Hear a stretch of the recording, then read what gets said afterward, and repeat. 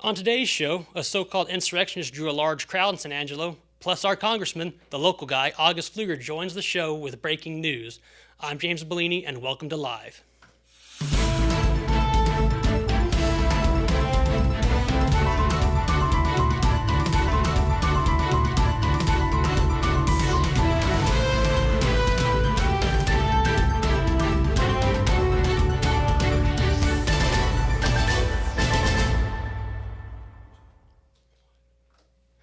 But first, is your man a fan of Yellowstone? Inspired by Rip Wheeler of the hit TV series, this cologne embraces the ethos of rough and tumble cowboy cool. It's a handcrafted fragrance with notes of desert verbena, yellow grapefruit, golden aspen, and Atlas cedarwood. It's a fresh, clean, and woody scent for everyday wear. You know, the masculine stuff. It's only available in San Angelo at Myers Drug at the corner of Beauregard and Chadburn in historic downtown San Angelo. Or visit them online at myersdrug.com. We start with breaking news. The Tom Green County Sheriff's Department just released details on a drug bust.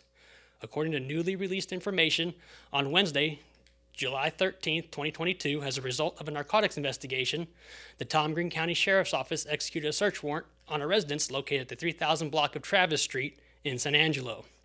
During the execution of the warrant, deputies located and seized approximately 4.5 pounds of suspected methamphetamine, a half pound of marijuana, and $7,100 in cash. Additionally, one firearm was seized from the residence. The suspected party, 43-year-old John Bonner, was not on scene at the time of the search warrant. Arrest warrants for manufacture and delivery of a controlled substance and possession of marijuana have been issued for John Bonner. Anyone with information on his whereabouts are encouraged to contact the Tom Green County Sheriff's Office, the San Angelo Police Department, or Crime Stoppers. Jenny Cudd, who was convicted of federal misdemeanor charges for walking into the Capitol on January 6, 2021, was in San Angelo on Tuesday to tell her story. Cudd told a packed room at the monthly San Angelo Tea Party meeting that by the time she arrived at the Capitol, there were no barricades and the doors were wide open. She said she and a friend walked in, and when they reached the rotunda, she witnessed a prayer circle being held by fellow protesters. She said she left the Capitol on her own and returned to her hotel in D.C. It was not until she recorded a 27-minute Facebook Live video after returning to her hotel, a video that went viral, that she received an onslaught of online harassment and bullying by the next day. That video, she said, likely led to her arrest. She said she spent around $70,000 on her defense that at one time included felony charges that were dismissed in a plea deal.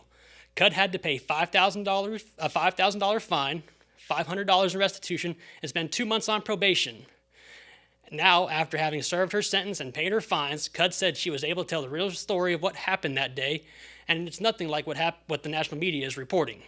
She said about 80 January 6 protesters are still incarcerated and sitting in jail in D.C. with no hope of bonding out, so she was speaking for them. She said the majority of those prisoners, still in jail awaiting justice for their alleged January 6 offenses, are former military and law enforcement who had special training. Cudd said the conditions at the D.C. jail are worse than the conditions for renowned terrorists being held at Guantanamo Bay Detention Camp in Cuba. For more on Jenny Cudd's presentation, see the story on SanAngeloLive.com today. A Brady man was arrested today and has been charged with murder. According to a press release from the Brownwood Police Department, 28-year-old Jose Alfonso Portillo of Brady has been arrested and charged with the murder of 34-year-old Ivan Sergio Garcia Rincon. In the early morning hours this morning, Brownwood law enforcement were called to a residence on Elizabeth Drive for a shots fired call. Portillo had allegedly shown up at the residence and was talking with the woman outside when Rincon exited the house. As Rincon ran up on Portillo's vehicle, he was shot. Rincon was transported to Hendrick Medical Center in Brownwood, where he was pronounced dead. Portillo fled the scene, only to return where he was detained, interviewed, transported to the Brownwood Law Enforcement Center, and charged with murder. For more on this story, go to SanAngeloLive.com. In local news, a rollover crash outside Sonora sent one to the hospital on Thursday night. According to the Sonora Volunteer Fire Department, a Ford pickup rolled over 23 miles outside of town on FM 864. It's currently unknown why the crash occurred, but we do know that the driver was taken to the hospital.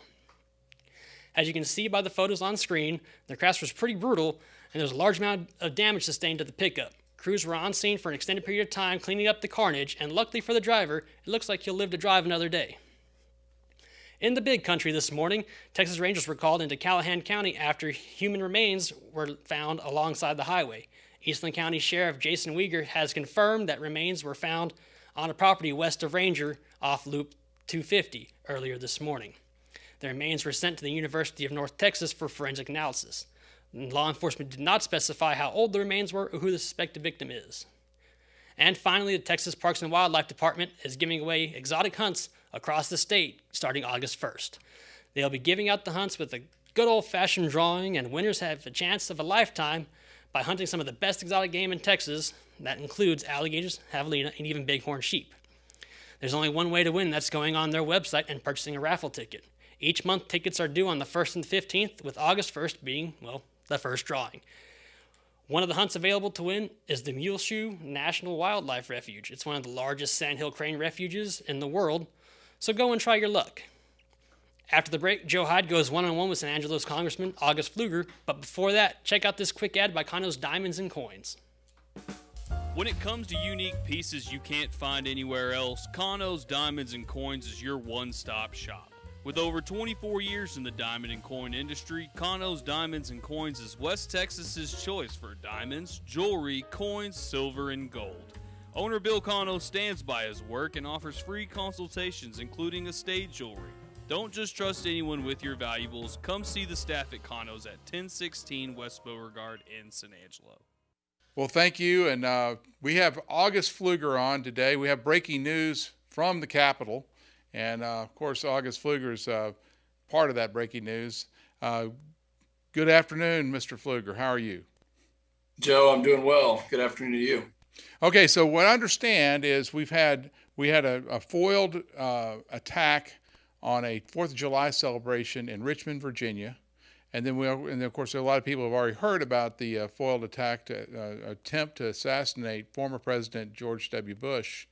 And from what I'm hearing, from what you're telling me, is this was probably, likely, allegedly perpetrated by an illegal immigrant Iraqi citizen, or at least on the George W. Bush one. Can you give us some details of what you know so far?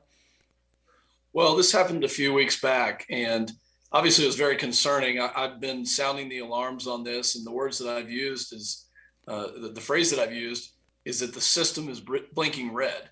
And the reason that I believe that's true is because there's such a lack of action on the security of our southern border.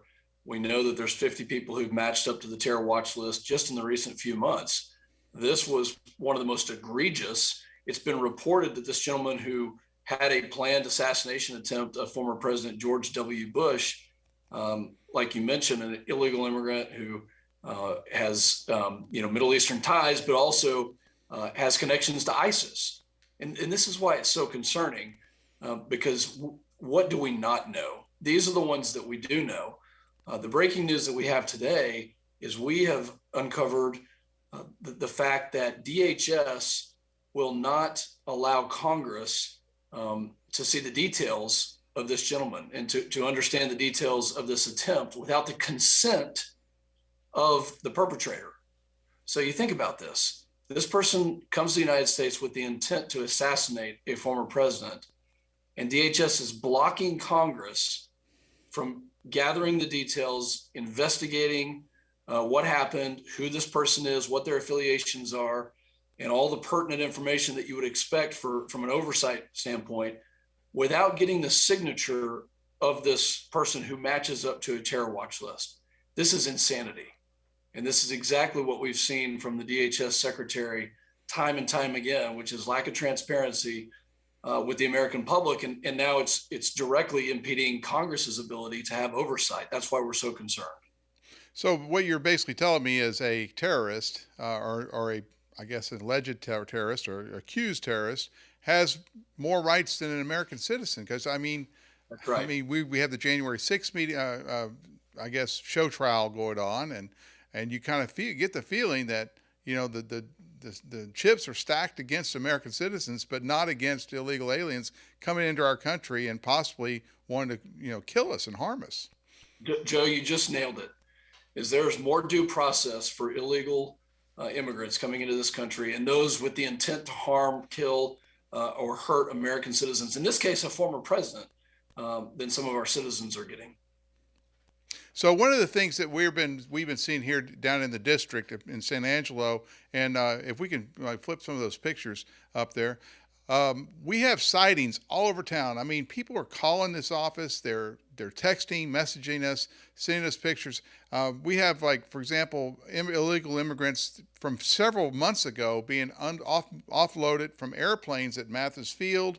We have another incident that happened about 2 weeks ago at the transportation center at Chadbourne at Houston Hart, where a group of about 20 or 30 Turkish citizens were offloaded by these mysterious white buses.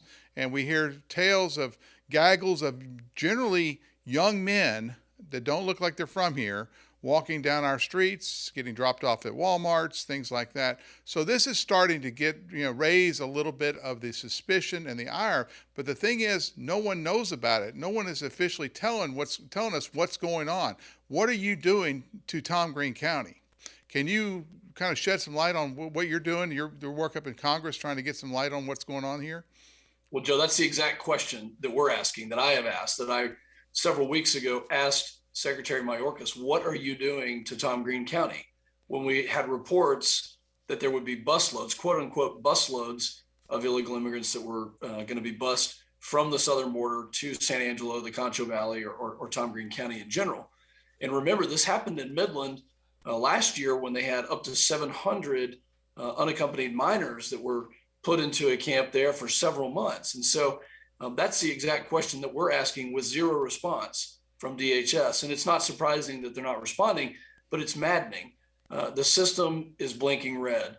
And what I heard from senior Border Patrol officials, who, by the way, are doing everything they possibly can, those within DHS, the law enforcement officers who every single day are trying to do their jobs without the support of their president and without the support of their secretary, what they told me is that the system is full. Not only is it blinking red, but it's full. It's full on the government side. It's full on the non-governmental side, the organizations that are helping and trying to have some, relief capacity. And it's maddening to see that this is happening. And so we are sounding the alarm bells. We're asking the questions. We are getting zero response, but we're going to continue to try to do everything possible to understand where the flow of migrants are going. I think we all know that the security at our border, despite what Mayorkas is telling us, is it is not closed. They don't have operational control. We know that millions of illegal immigrants have crossed into the United States during the Biden administration.